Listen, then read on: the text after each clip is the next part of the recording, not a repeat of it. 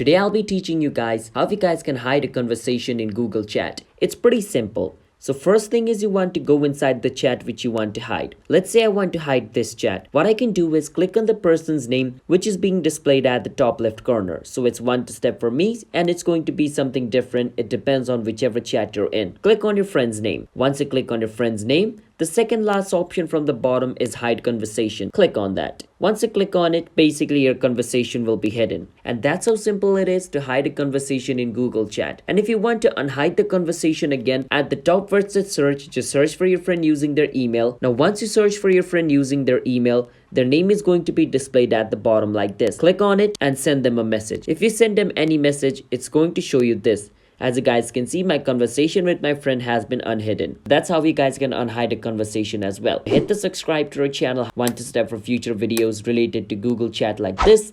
I will see you guys next time.